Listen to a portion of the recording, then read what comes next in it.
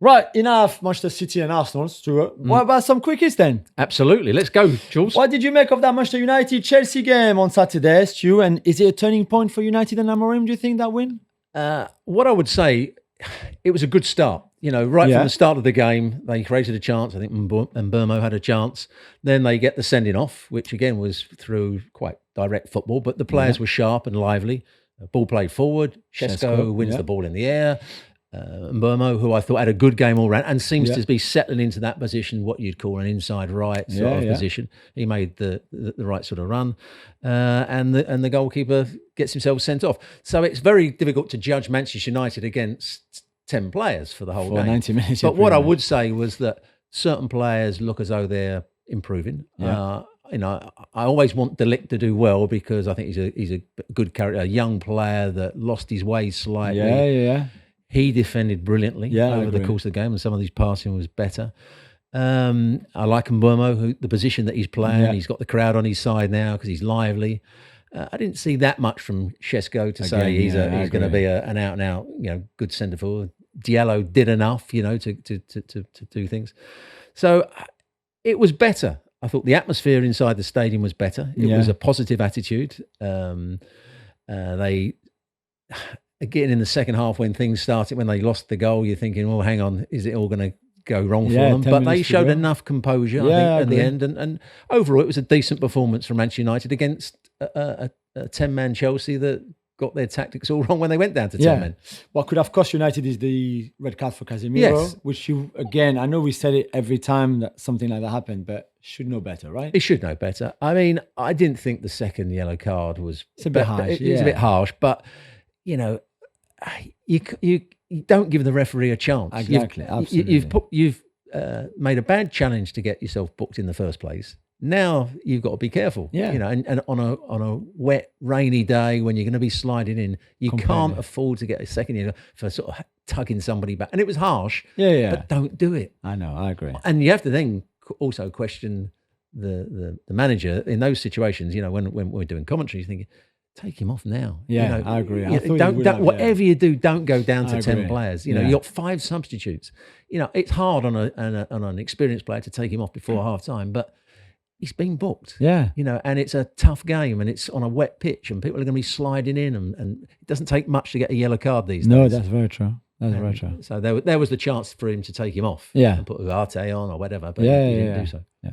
The game changed totally after the silly foul from Sanchez. And what about Maresca's coaching, Jules? So first of all, let's go back to that red card Sanchez. Stupid, we say, after 5 minutes. Maresca said after the game, I would have rather be a goal down. So let's say Mbeumo would have scored, Sanchez doesn't make the foul. And we're not sure if Mbeumo would have scored, by the way. He was through on goal, but then it was him against Sanchez. He could have missed. Then play for 90 minutes with 10 men. It was not that because then, as we said, Casemiro got sent off. But you get the idea from Maresca. I agree with Maresca. Absolutely. What is Sanchez doing? I don't understand. Well, it's something I don't understand about goalkeepers in general. We said earlier about Donnarumma and this awareness of space. There's this, and when I was a coach, I kept on saying to the goalkeeping coach, you need to send me the goalkeepers for more 11 versus 11s because you're asking the goalkeeper to do things, come out and judge balls up. They don't judge balls over the top. Who's going to get there first? If the defender's going to get there first, they need to back off and give an angle. So how often do you see them almost going to clatter into their own defender? Absolutely. Or they come out the box and try and volley a ball where they're going to just let it run into the box. They're not very good judges of that. But they don't want to do it in training because you can't really replicate it that much. But they want 100 touches in 5 minutes, to do all the diving around. They don't want to do that sort of stuff. No. Yet coaches are asking them to be good judges of balls played over the top. And Sanchez, I mean, it's not the first time. Remember the one against City last season that Haaland lobbed him? Every season there's like 2 or 3 where he misjudges it. And then it's a reckless challenge. It's not, if that was an outfield player, a centre, you'd think, what the hell is he doing? He just kicked through the centre forward, could have taken his leg off. But it's okay with the goalkeeper. He gets sent off, but nobody says anything. I agree. And to be fair, I was shocked by Maresca's coaching after that. You bring Jorgensen on, your goalkeeper, take Estevao out, no problem. But then in the same substitution, he bringing Tosin on for Neto. So you take another of your forward off and you think like, really? Why? Play 4-4-1 like everybody does when you're down to 10. for a little bit. If you then, after 10 minutes, realize that you need another centre back or be more defensive, whatever, then do so be it. But what's the point of doing after 6 minutes? No, because you're just giving the opposition complete control of the game. Exactly. Because Chelsea couldn't get out at that point. You know, they got the centre forward and they got 3 in midfield and they got 5 at the back. There's no chance of them getting out or putting any pressure on the wing backs or the wide centre halves for Manchester United. Yeah, completely. And now you're going to have to defend for the rest of the game. It was crazy. On top of then losing Palmer after 20 minutes, whether it's because he was injured or it was another decision, because Palmer's face... I would say... Palmer's face was like, what are you doing? I think they've used that as an excuse. I agree. Because when Palmer came off, he looked at the bench. He looked like, what are you doing? I agree completely. There's no way he was taken off for an injury. He was taken off because they thought, well, he can't get... He's not closing down or whatever it was. And we need more defending, you know, because we're going to be under pressure. That was a decision, a tactical decision, definitely, which... They tried to hide by saying he had an injury. Yeah, that's my view. Because he looked sharp against Bayern Munich as well on Wednesday in the Champions League. Yeah, so that's good. So that's one that we'll have to clear. Liverpool continued their perfect start of the season with a win in the Merseyside derby against Everton. Well, they got off to a great start, didn't they? 2-0 up, playing some good football. They didn't play particularly well after that. Everton started to get back into the game and created 1 or 2 chances, scored their goal as well. It's all good news for Liverpool in terms of results and points. Are they playing quite as well as they should be? No. Not at the moment. But, no, I agree. But and that might come back. You know, sometimes when you can keep getting results when you're not playing well, and then suddenly you lose a game when you're not playing well. How do you get it back again? Yeah, so true, there's still, but they will also improve collectively. They will improve, right? Yeah, no vets to start. On the so bench, they changed the midfield a little bit to be more steady. Yeah. So that says that Slot's not quite happy with everything that's going on. But great start for them, of course. Robbo, please, can you help us on finding out what's wrong with Aston Villa? Another poor performance on Sunday, despite being 11v10 for an hour, and still no win after that draw against Sunderland. Well, I watched the highlights of the game, and they didn't dominate the game, that's for sure, even when Sunderland were down to 10 minutes. They couldn't dominate the game. They haven't dominated any game so far. And I heard the interview that he gave afterwards, Unai Emery, and he talked about we're not playing to the identity.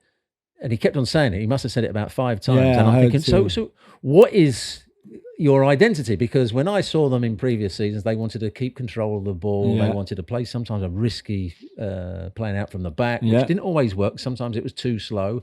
And then when they showed a bit more urgency and played with a bit more forward thought, that's when they looked a dangerous side. They used to play a very high offside line, really high, which was there. And he suggested, and it's sometimes hard to understand Unai Emery, but he suggested that they were trying to get the ball forward too quickly and went away from their identity. Well, that's a strange one because sometimes I think they pass it too slowly. And 1 or 2 of their players are lacking confidence. Watkins isn't the player he was a little while ago, and 1 or 2 of the others. So there's lots of things going wrong. I can't put my finger on it quite what it is. 5 games, 5 losses in the Premier League for Wolves, Robbo, and yet they've given their manager Vitor Pereira an extension on his contract. Does it make sense to you? Not at all. I mean, if his contract was up, you can say, well, we'll give him another chance. He did well last season to keep us up. So there's your reward. But to give him a 2-year extension when he's got a year left, if you lose another 5 games and you lose 10 out of 10, you're going to sack the manager. Yeah, you have to. There's nothing. The fans will demand it. The fans were baying for blood. The weekend when they lost to Leeds. So it seems a very strange decision, unless there's no compensation, or a very minor compensation in the contract, in the clause in the contract. We're gonna, if we ever sack you, we're only going to pay you 6 months' money. Otherwise, it just doesn't make any sense. It's a bizarre thing to do. Crystal Palace beat West Ham on Saturday, and they're now unbeaten in 17 games. Robo, that's pretty incredible. It is. The manager Glasner's done a great job. Yes, they've lost Eze, which was a blow to him. Yeah, absolutely. They kept their centre half, which is a massive bonus. But they have a full system of playing. It's a similar system to what Manchester United try and play in terms of back 3. It's 4 across midfield. They play 2 players sort of slightly wider than the centre forward. But they play it very well. They've got a lot of strength. They've got a great team spirit at the moment. They play to the system well. They work hard. Mm-hmm. You can see why they've had such a good run. It's been excellent from them. You know who they're playing next weekend at home? Liverpool. So that's a big game for Liverpool, So that 5 points that you kept on about, you don't know. I'm just saying. Another defeat for Graham Potter, Jules. Is it time to say goodbye? I know you like your West Ham, obviously, for obvious reasons. Yeah, to a certain degree. But I was never a fan of Graham Potter, even No. before Chelsea, even at Brighton, despite the good season that he had over there. I just never really understood the hype and what the fuss was about. Because I think he's just an average coach. And when you have young players who are talented like he used to at Brighton, then you can improve them and you can make something out of this team. When you've got experienced players that don't really understand what you're trying to tell them, or what you're saying to them doesn't make much sense, then this is what happens. And that's exactly what West Ham is toxic. I can't see him lasting much longer, to be fair. You talk about identity and things like that. I don't see what the identity is. I don't see anything with him. I'm not sure what he's trying to do or what their tactics are. They keep conceding the same goals. Yeah. They work on set pieces. They're still as bad as they were last month or the month before or last season when he was already there. I just don't know what he does at training, but they don't improve at all in any way, with the ball, without the ball, defensively, attackingly, nothing. No. Robo, Tottenham got a point at Brighton on Saturday. Do you think it's Thomas Frank would be happy with that on the way the game went, or is 2 points dropped? No, 2 points dropped, but I think he'd be happy with the way they played. You know, they conceded a couple of goals. One with again, we would talk about one running behind. They get beaten. He's just onside, but you can't allow people to just run off the back of you and get in like that. The second one, I still think the goalkeeper should have done better. I agree. I mean, it's got a bit of bend on it, but he starts to go one way far too early, and then he doesn't get back and get a good hand to it. So that was a problem. But I think they created enough chances. He made some good substitutions. They've now got a bigger squad. You know, he changed the wide players. He could change some of the midfield players. It's I wouldn't say they're a top class side yet. They are probably where they should be. You know, sort of, I mean, 6th to 8th. Probably for now. That's they're third in the table. When I look at them, they're a 6th to 8th team. I think. And the players they've got, you know, Simons did well when he came on, and he looks to Bergvall is good. Bergvall has done well, playing much more advanced than he was before. So I think he'd be quite happy, Thomas Frank, with the way the start of the season has gone.